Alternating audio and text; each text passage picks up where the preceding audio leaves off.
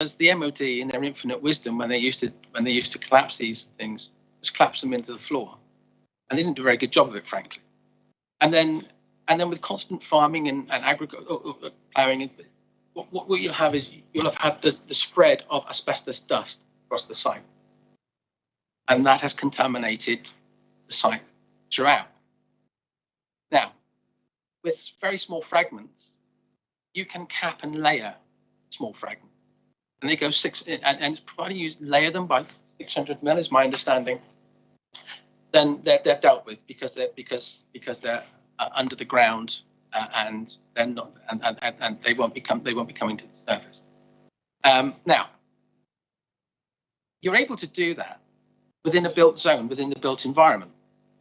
The problem with that is if you've got a back garden and somebody's put in a new drain or build an extension or to build a shed and then they dig down, they would contaminate the whole of that site again by doing that. What we'll be doing is taking all of that contamination away from the built environment. We will be layering it through the parkland. It will be well below ground. It will be layered. It will be capped, and that will ensure that the site is remediated not just for now, but for future generations. The hydrocarbon element, that will be a dump, so that will come off site, so that will come away from the site. It will be a dump load and it will go.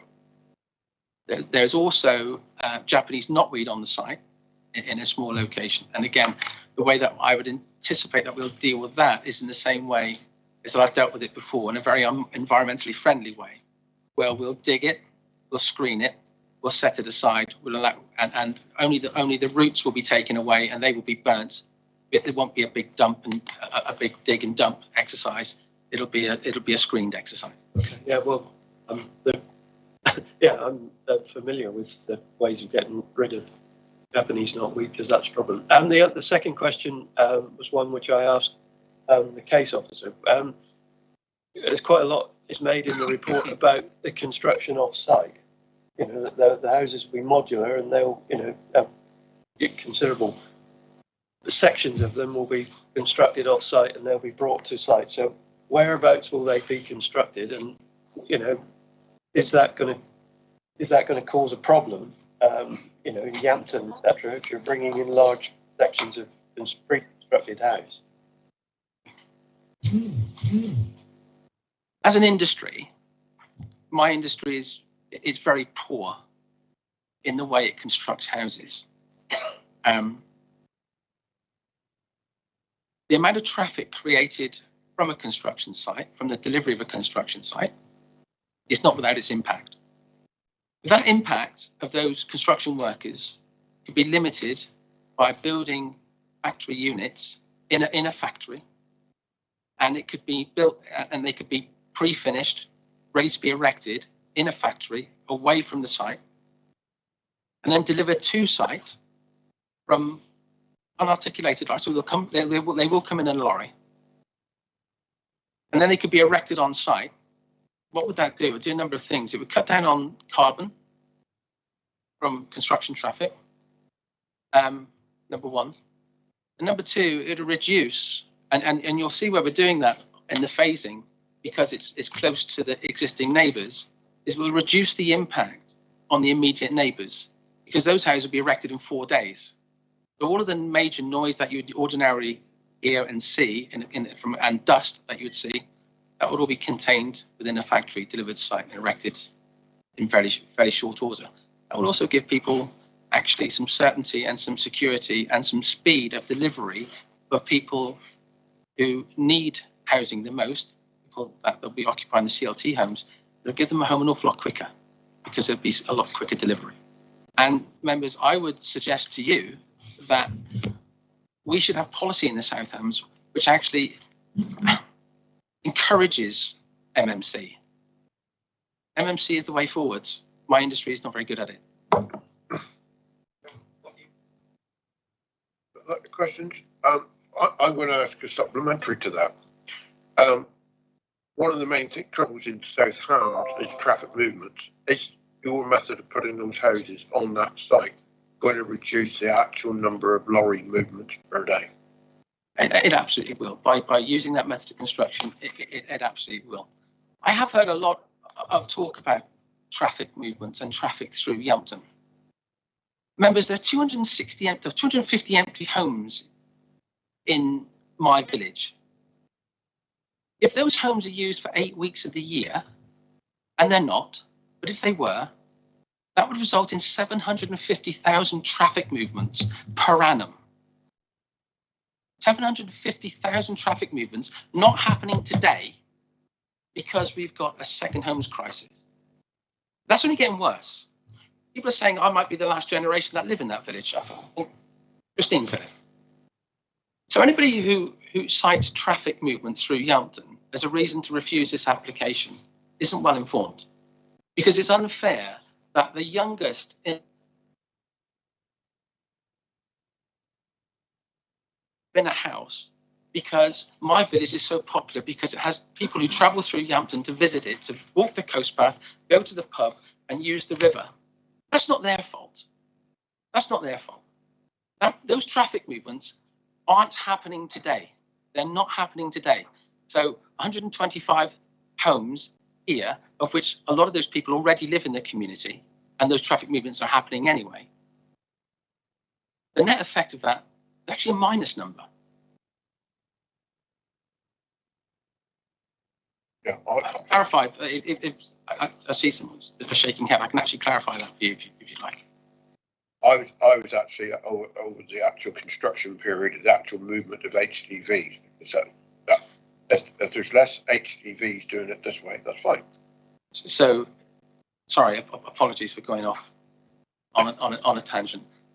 Yes, absolutely, that would be the case, because those panels would already, a delivery vehicle in a standard way would deliver to site. There'd be many deliveries to site, whereas those deliveries would ordinarily have gone to the factory. The factory panels would have been made, and then they're delivered in one hit to the site, ready to be pre-erected. Thank you very much. Any more questions? No, right. Thank you very much, sir. I hope you didn't find that too difficult. No, thank you very much. Thank you very much. Right. So we'll now move on to the Parish Council representative, Pete. Is it Councillor Peter Hinchcliffe? It is, right. Thank you. And again, you have 5 minutes, and Janice will whisper 30 seconds before the end, so you don't have time left. Okay. Thank you very much, Chairman. Mr. Chairman and members, it's no surprise that a development proposal of this nature has polarised views in Newton, Noss and Collerton and in our neighbouring villages. However, in your deliberations, it's necessary to see beyond that division and look at the long-term prospects for the local community. The impact of the trend to own second homes in desirable locations has been well advertised across the whole Southwest. The economic impact of holiday homes is less, but still eats into community life by fostering a peripatetic group rather than a stable and vibrant community. In Noss Mayo, we know that 46% of the housing stock is now a second home or a holiday let, and this has already eaten the heart out of community facilities. The village post office and shop that existed when I moved to the area have long gone. In the parish as a whole, the equivalent figure has already grown to around 25% second and holiday homes, indicating that our community life is under a severe and growing threat.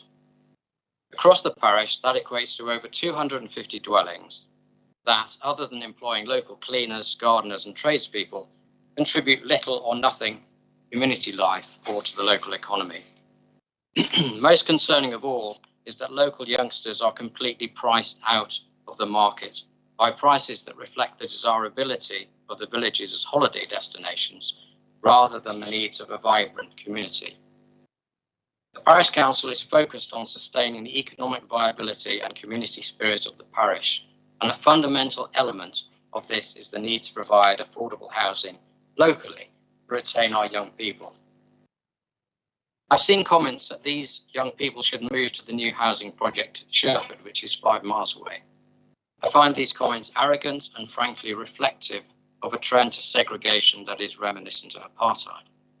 The youngsters need to live in the community where they grew up. I wish that Collerton was closer to the villages, but at least it is within cycling and walking distance, and the project there will certainly help to maintain village community life.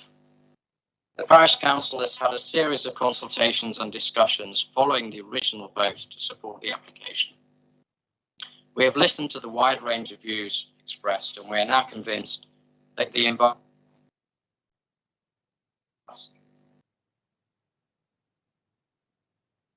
perhaps the most compelling view.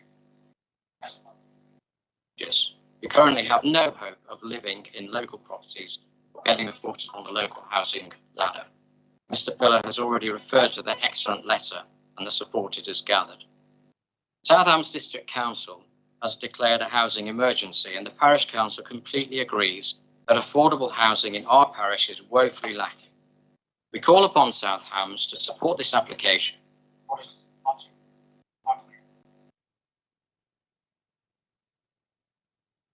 A previous application for the development of the Colliston Brownfield site gained planning approval, yet this application was for 70 houses that would have done nothing to address the local housing need, and unlike the current application, had no primary ownership restriction.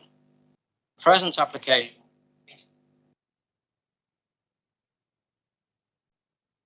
housing need, and with its strong focus on environmental compliance, is also an answer the South Hams declared climate emergency.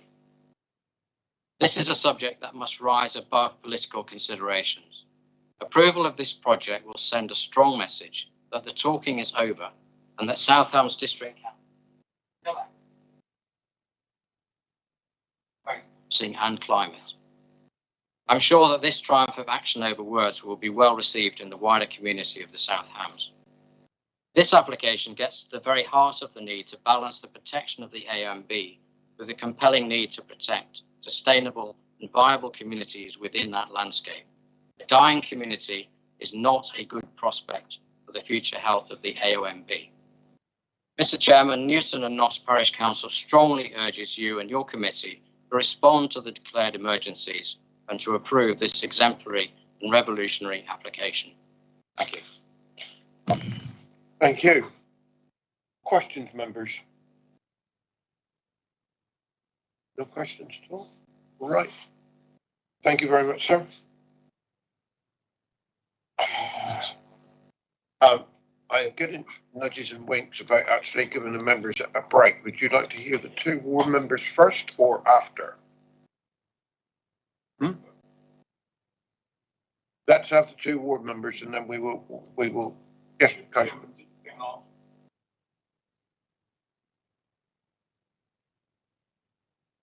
This would be a point I would have thought immediately after the chairman of the Parish Council. Yeah. Yes, Chairman. I think given that you have a publicly stated procedure to follow for speakers, it would be inappropriate to depart from it. But I think that if there's a question, it can be asked during the break. We can feed back. Yeah. You get that? Yeah. Right. Thank you very much.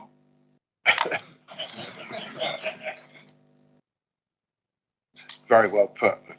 Right, Councillor Baldry, are you going to go first or Councillor Thomas? Right. And unfortunately, you don't have a 5-minute limit.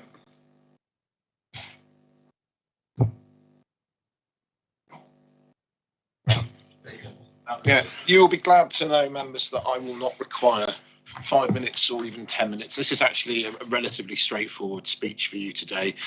You're aware that I haven't called this in. This has been called in by Mr. Weimer in his executive capacity as chairman, as head of DM.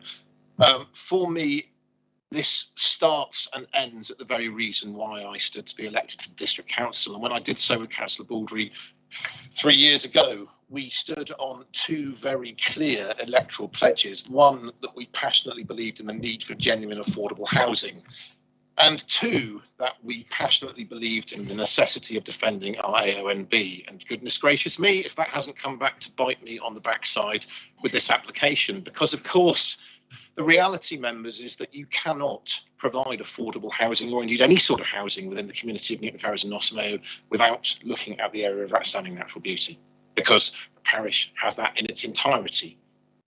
And so I look then to listening to the views of my parishioners, the people I represent, and many people in the villages around Newton and Noss, in the parishes of Holberton and Yampton, are necessarily against the application for the reasons that you would expect, the reasons that Councillor Smurden picked up on with Mr. Pillar in terms of the disruption to their lives during the build and the concerns about services.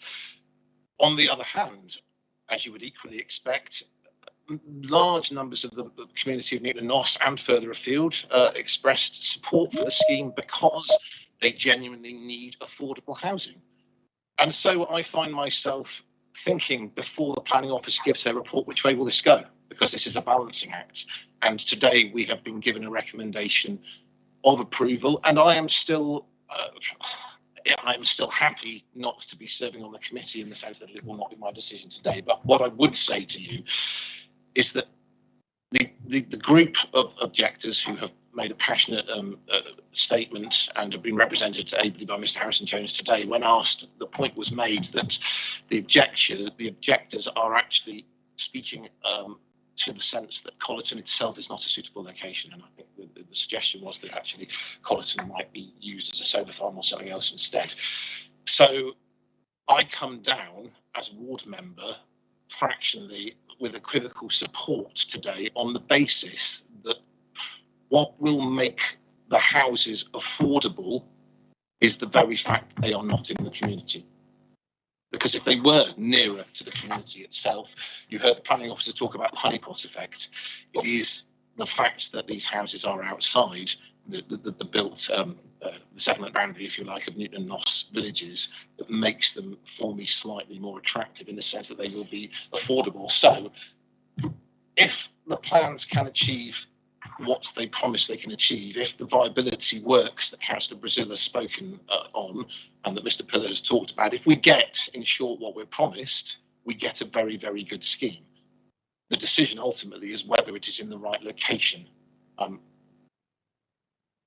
As I say, I don't have to make that decision, but I cannot think immediately of a location in Newton and Noss that is not in the AONB, because there are none. But more importantly, I think that the nearer you move to the village, the more desirability there would be for people to sacrifice the difficulties of the primary residency, but still live there because they want to live near the river. Whereas at Colleton, I think there is a genuine chance of more affordability. And I'm surrounded today by friends and acquaintances from Yampton and Newton and Noss Mayo, and I know that in this room there are people who would like to live in those. But I equally know there are people in this room who don't want them built there. This is an issue that has divided the community. I very much hope that I know that the Development Management Committee will weigh the balance of the gain in terms of our housing emergency against the AONB, and I will look forward to the debate that comes forth. There are winners and losers in every one of these debates. I think the winners will obviously be local people with a genuine housing need in the local area. I think we need to make sure that mitigation as maximum as possible to do as much as we can to protect the AONB. And I look forward to listening to the debate to see whether or not members believe that has been achieved. Thank you, Mr. Chairman. I will leave it there.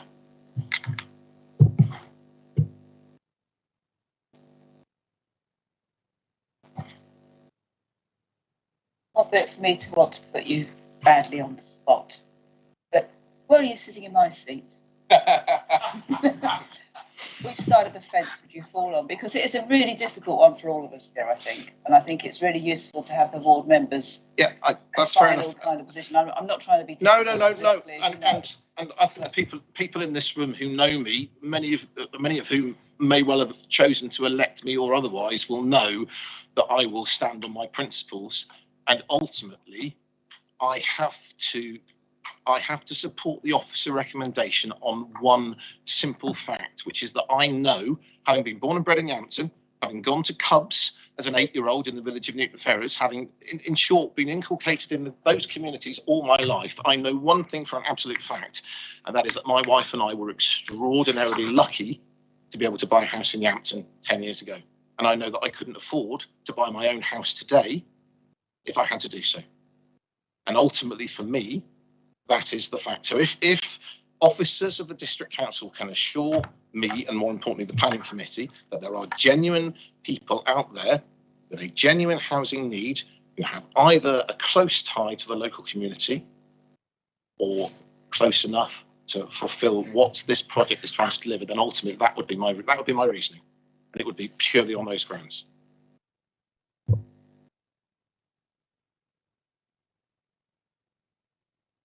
I didn't get that.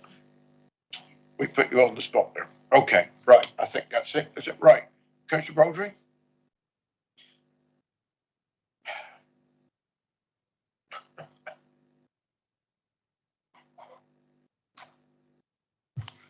With apologies, Chairman, I will not keep it as short as that, and I'm probably going to divert from my prepared speech, picking up some of the points in particular that Dan has just made.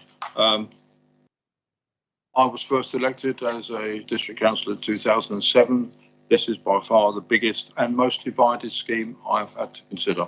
I congratulate the officers on their report. It is very, very thorough. Thank you. Up there? No. It is a very, very thorough and lengthy report, and I think it covers almost everything. The numbers, as has already been said, don't matter. It is demonstrably divided because we have 138 people saying they are for the scheme and 168 against. But it is also interesting to look down at some people have put in multiple comments, and the petition, of course, includes people who have also put in letters of objection. Can our first, Chairman, please deal with the question of GP surgery, and I'm sure Dan will correct me when I go wrong. He and I had a conversation with the head of the practice, the senior doctor at the practice. There is already a lot of concern in Yampton because that practice is overstretched. The officer has quite rightly said that the statutory consultee, which is NHS England, has said there is no problem. But from our conversation with Dr. Davis, we understand they measure things in a different way. They measure capacity actually by the square footage of the practice and say there is a sufficient square footage for them to take on additional work within the practice. Dr. Davis said to us they are already stretched, and he is very concerned about the number of GPs, not least that if they had additional patients, they should be able to recruit more GPs, but there is a shortage of GPs across the nation. But that is where the conflict comes from. NHS measure it in square footage. The doctor mentions it in the number of people available carry a stethoscope and the number of people to give you injections. Is that right, Dan? Oh, thank you. I've got a few points I was going to say. It is a very difficult report, and when the officer has written thoroughly about it, if you read the narrative, at the end you could come to a different conclusion. You could come to the conclusion not to be for approval, but against, because facts are very mixed within there in both directions. The good points I see in the proposal is, yes, the public transport. I think that is a brilliant suggestion. I admit, as Councillor Brazil has said, that it is only for 5 years. And beyond that, what happens, goodness only knows. I think it's up to the public to use it. If they use it, then there's more likely to be extended. I love the contribution from the Community Land Trust. I think the Community Land Trust is by far and away the best bit of this proposal. Already mentioned, primary residence covers a lot of problems if people wanted to come and have second homes. The mitigation on street lighting is as good as you're going to get, I think. And we've heard from the chairman of Newton Noss Parish Council, the fact that they have worked with the applicant on this proposal is very, very good and made enormous progress in a number of things which are within the proposal. If I look at the other side, though, the things which are against, and I think could encourage members to refuse. Firstly, two neighbouring parishes of Holberton Parish Council and Yampton Parish Council, of which I'm a member, are against it. Influential bodies like the RYDA and the Southampton Society are against it. Despite what has been heard today, I think Devon Wildlife Trust are also remain against the idea. And above all, the landscape specialist is written strongly against the proposal. And it is, as we've said several times, in the AONB, and it does not have AONB support. It's not an allocated site in the JLP, and I think that is important. It is not named as a sustainable site in the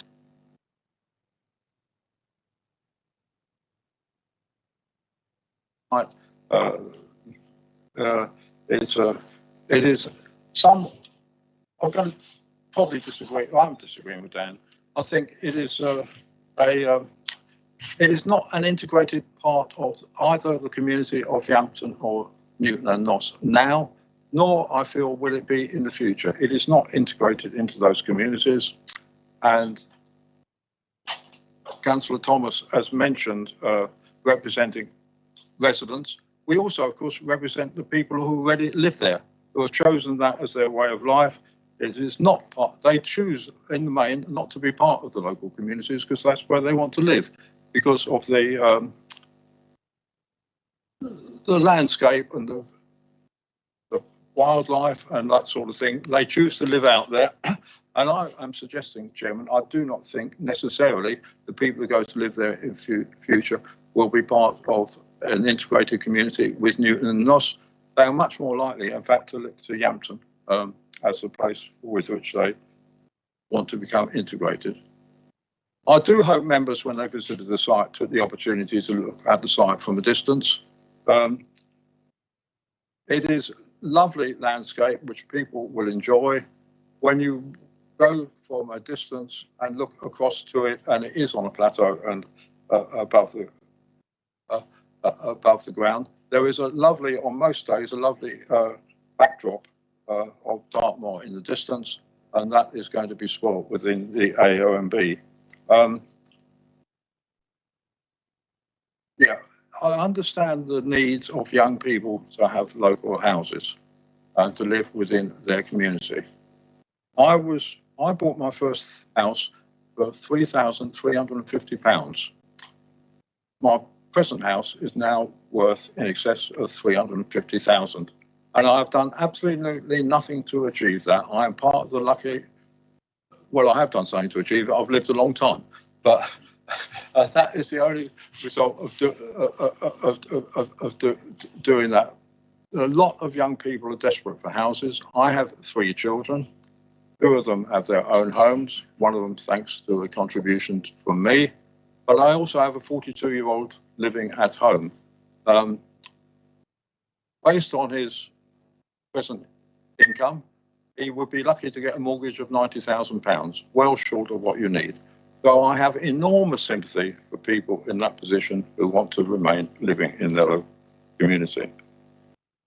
I'm going now to say, in summary, I think the choice is between, on the one hand, housing need, and on the other hand, it is adhering to policy. The policy and the specialist officers are against the proposal. That is policy. On the other hand, we have got declared a housing need. We've had a lot of unanswered questions still today. I'm very uncomfortable at the moment about taking a vote today on this because there are lots of things that have been taken away for further consideration between officers and other people. I'm not sure we are ready to vote yet until we get the answer to some of those questions. Chairman, I've told you in summary the position as far as I'm concerned.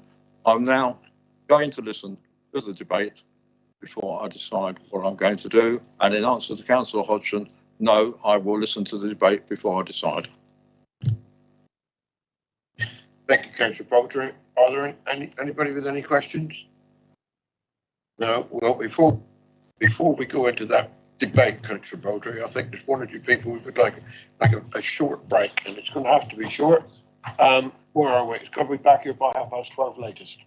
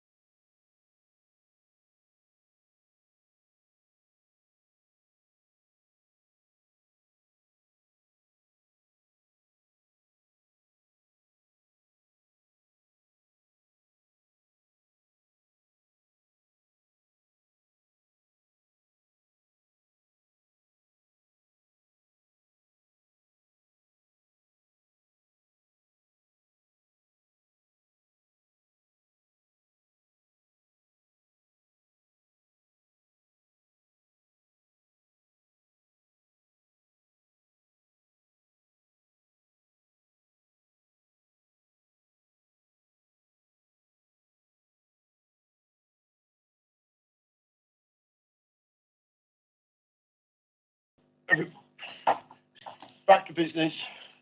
There was a question asked about TPO and trees, and I think we've got an answer we'll have now before we start the debate. Thank you, Chair. The tree officers confirmed that you can TPO straight away. You can also TPO for an approved plan before plan. Did everybody hear that? I didn't quite catch it. I'm sorry. Have you got your mic? I was thinking, really, I don't normally get the complaints that nobody can hear me. So you can TPO trees as soon as they're planted, but you also have the ability under the legislation to TPO from approved plans before planting. Okay. I'll switch it on again. Thank you very much for that. Okay, so members, we've had quite a long presentation this morning. We knew it would be. Who wants to start off the debate?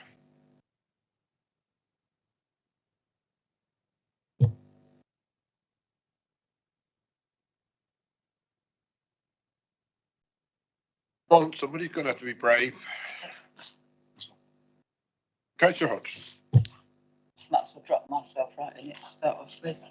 I mean, obviously, this is a really difficult and potentially very divisive issue, and it's really tough on anybody. And any ward, all of us as ward members know how difficult it is when it's in our own patch, when there's a lot of people with real concerns.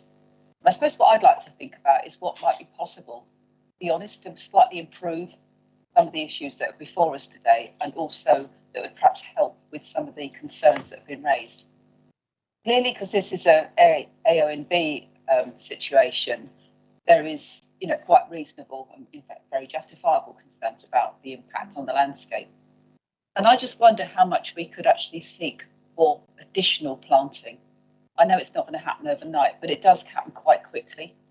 And given my concerns that I've frequently raised, and certainly since the last intergovernmental panel report on climate change, which is looking at more severe weather impacts, one thing that I think does need to be considered is that, and that could be done by justifies additional planting too. So I think that might be something that maybe we could think about conditioning, and I'm not going to make a proposal exactly what that might look like, but I would hopefully think that maybe the officers could advise on that, because that could make quite a difference, not only to the long-term impact in terms of climate change, but also in terms of the visibility, but ideally within the first 5 years, because you've got very visible sites. So, and you know that. The second point I'm very concerned about is the contamination. And to be frank, the more Mr. Pillar spoke, the more concerned I was to actually talk about asbestos dust being moved from one part of the site to an area of open space and just covered up. Asbestos dust needs to be contained, and I think this should be something that there should be some further advice that's required and adhered to from the Health and Safety Executive as to how this should be managed, because asbestos dust really should be contained, not made available for the natural wildlife and landscape to eventually for it to bubble to the surface, and there's water going through that site, there's the old drainage from the sewage, etc., the old sewage treatment. So I think I had real concerns about that, and I think that in the long term, people need to know that they can walk happily and comfortably and not be worried about what might be blowing in the wind, because asbestosis is very, very serious, and there are people of my age around this area who are suffering from it because of the excessive use of asbestos before it was recognised to be dangerous as material. But to just go to sort of my final point really is around the delivery of affordable housing, and I think that this does have really big merits in this case, because as has been pointed out, it's not in the honeypot village centre. It does have potential to be sort of populated by people who would perhaps be willing to be, coming in for shared car schemes, shared electric bikes, etc. So on a sustainability level, it could meet some of that. And those measures too also make places more affordable, because if you are within walking or shared vehicle access or bus stops, and when you move to a new area, it is an opportunity to live slightly differently.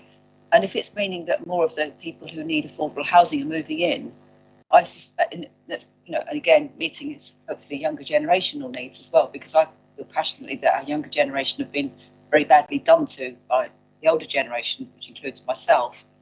I think it's something that could actually really work. I'm not going to give a final view on that at the moment, because I'd like to listen to the rest of my fellow councillors' views on this. But I think that's where I stand at the moment on this. Thank you. Thank you. Useful to have a look around the site. It's a site that I've driven past on my way to Newton and Nos on excuse me, hundreds of occasions, but never actually been into. There are clearly, as both councillors Baldry and Thomas have said, a number of elements to weigh up. Obviously, you have the AONB status as a protected landscape, and I know that you said behind me, and I have the utmost respect for the comments made by Mr. English, because he puts a tireless amount of work into the work he does and the detail of the comments that he makes. You've also got the affordable element, which is a very attractive offer indeed, and this idea of living and working in the AONB. I also found of exceptional interest. I've been a member of this committee for 5 or 6 years now, and often we get, letters proprietary from either developer or people objecting to it. This is the first occasion, I believe, that I have received in the post a petition in favour of something to the scale that it is. I might be wrong, but that is, from what I can remember, that's the first time. And housing in this area is extremely difficult. I am in the neighbouring wards in Wembury and Brixton, and like with Newton and Nos, the entirety of Wembury as a parish is within the AONB. So it's hard to justify lots of development. But for a number of reasons, I do think I do come down on supporting this application. I thought that Councillor Thomas in particular made some very powerful arguments about, in particular, the location of this site, and it is because it is not within the honeypot area of Newton and Nos, which gives it a greater chance of being affordable than perhaps other areas, particularly if they were closer to the village. So it is extremely finely balanced. I was also, this idea of community land trust, I think, is a tremendous idea, and I really hope it's got legs, and I hope that it's got good backing, and it sounds like it has. So it is extremely finely balanced, but I am, in line with officer recommendation, willing to move approval. Thank you, Chairman.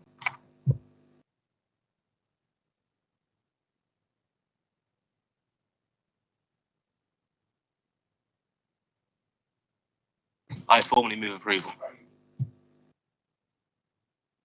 Just checking, Clark. Right, thank you. Councillor Brazil. Thank you, Chairman. I'll try and be brief because I think we've had a good debate on this. We covered a lot of topics. I'd preface my remarks just by saying early on, I think it was the planning Gerald said about that they may go to judicial review because of the lack of an environmental impact assessment. So I just note that I'll go with the officer's recommendation. Southampton Society said it. Not you just reported it. You didn't say that. But I mean, I will go with the officers that in fact that everything in that is fine, and we don't actually need that. So I just preface that. Look, it's in the OMB. It's a major development in the OMB. Policy says permission for major developments will only be granted in exceptional circumstances and where it can be demonstrated they are in the public interest. So to me, that's what it's about. Is this an exceptional circumstance, and is it in the public interest? So we have to weigh up all those the factors involved in that. Look, I think the application has absolutely got its merits. The carbon reduction, fantastic. The increased public realm with the allotments, with the orchards, and of course the affordability of the houses. There are some issues I do have with it. I'm not a great fan of the money for the buses, because I just think that that's here today, gone tomorrow. And that if we want to really improve public transport, then we should be looking at more innovative schemes. I would personally like to see that 200,000 invested in electric bike hubs and also a car club.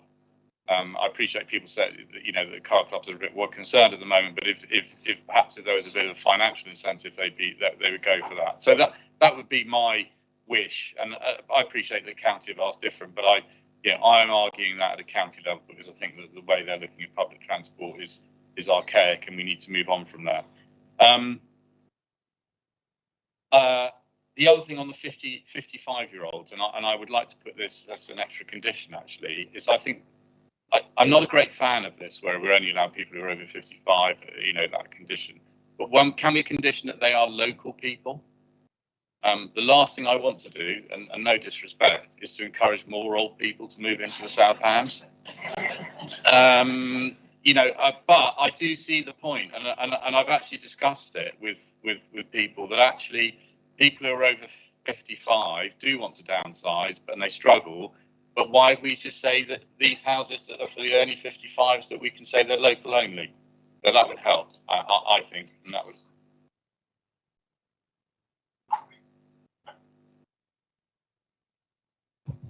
That point can be answered now if you so wish. Please. Yeah, so the over 55s, they are part of the affordable housing offer. So through the Section 106, that secures that. It will have the local connection as well. So they will be local people. And when you say they're part of the affordable house, I mean, are they cheaper, those houses? My understanding is they wouldn't be any cheaper. No, they will just be a restriction on age. No, let me quickly. So they are this group here. They're shared ownership. So they are part of the affordable housing offer. Okay. Shared ownership. I mean, you know, are they going to be cheaper? That's yeah. So they will be. They will be. Yeah. Okay. Yeah. All right. Right. I'll just quickly move on because we've discussed a lot of it. There is no doubt that a large proportion of this is a brownfield site. I mean, that in a sense makes it exceptional. You know, where in the OMB have you got such a large site that's a brownfield site? This is one of them. It is sited between two small hamlets already. You know, this is all. It's not. I don't know if you call them hamlets. You got Colleton. Either the two. I see someone was questioning that, but you got housing development just to the right of that, and then there's another one just down on the left. Is it a sustainable location? I struggle with that a bit, but there is bus routes and they are going to be improved. I suppose finally what really makes it for me, and that is the massive support from the parish council. Yeah, and they're in a way they're the one that can feel it the most in their parish, and they support it. So taking all that into account, I would be happy to second proposal as per the officer's recommendation. I've said during this thing about the 106 that what really concerns me is that we give it permission, you get 125 houses, and the next thing that happens, we end up with a site of 125 houses, of which 30% are affordable, but not really genuinely affordable. We need to tie up that 106 so that if it's not genuinely affordable, then it's not exceptional and we don't accept it. But given all of that, I'm, like I said, happy to second the proposal as per the officer recommendation. Thank you. Thank you, Councillor Brazil, and I think you helped a lot of members. That was a really good summing up situation, and it certainly helped me clear my mind as well. Are there any other members who wish to speak? No? Councillor Rowe. Well, thank you, but I think actually Councillor Brazil has made all the relevant points, and I think we've had lots of questions which have been well answered, and the one person who inspired me the most was Councillor Thomas in his speech, and a balancing act between affordable houses for young people and also the AONB. They're both equally important. It's a fine balancing act, but it is important for our young people. Not only these houses for them will be affordable to rent, part buy, but also they're affordable to run. They won't need a lot of electricity. There won't be gas there anyway, but they will be affordable to run. And we know about the cost of energy is up and up and up all the time, and they will be able to have EV cars and all the modern technology that we need that's coming into line now. And I think our young people are probably more into it than some of us who are slightly older, but we've got to adapt our ways. And so I'm happy to support the officer's recommendation. Thank you, Councillor. Councillor Long. Thank you, Chairman. I think that I'd made some notes of points that, I was going to raise or say, and I think most people have covered it. But I think the important thing is that this is, a large brownfield site, and walking around that, and I think that's key because there, as has been said, there are very few of this proportion. And what impressed me, and I hope it's delivered that way, is the way of build and the sustainability approach on this. And I would dearly love that this approach had been taken or could be taken in some of the previous applications that this committee have heard and ones that we may be hearing, because I think that would go a long way for us to achieve our sustainability targets in the South Hams. And I think key as well is the fact that I do hope that this really does deliver for young people in the area, because that is what's needed. But also, dare I say, also delivers for perhaps those who are slightly older who wish to downsize, to move, and that this does become a vibrant and viable community. I think it has the potential to, and I think that was reflected by Councillor Thomas's comments there. So it is difficult being in the AONB, but I think with the level of mitigation, it's of a size and a level that I haven't seen on many other sites that have come forward. And it is and has the potential to be very, very genuine. I'll make the plea here. It's one that you'll be hearing from me frequently. I would like all of the trees that are planted on this site because it is an impact in the area. It's been key there that all trees on site are TPO'd rather than conditioned. That way they will survive, for the future. Conditions don't necessarily protect trees, TPOs do. There's TPO legislation is lacking in a lot of areas, but it's the best way we've got to protect trees. So I think if we can move to that position within this planning application, I think it would be a considerable move forward. And Mr. Chairman, this is balanced. It was difficult walking around, having looked at everything. My support will be going for the officer's recommendation today. Thank you, Councillor Long. Before I go to sort out any of the extra conditions we're going to put, yes.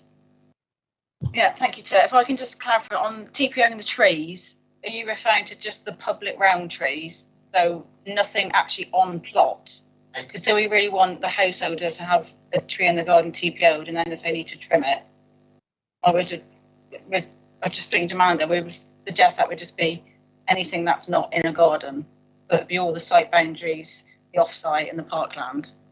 Chairman, I'm happy to accept that, but given the value that the government are putting on trees in roadways, landscapes, I wonder whether those that aren't included in the garden but are part of the roadscape, things like every other one we could cover. And then I'm quite happy in years to come to look at the trees as they've developed and sort of recommend TPOs on others around the area. Yeah, okay. Are there any other conditions? Yes, Councillor Hodgson. With regards to my comments about the contaminated sites, we put something into the CEMP around how the asbestos is formally treated. That will be in condition.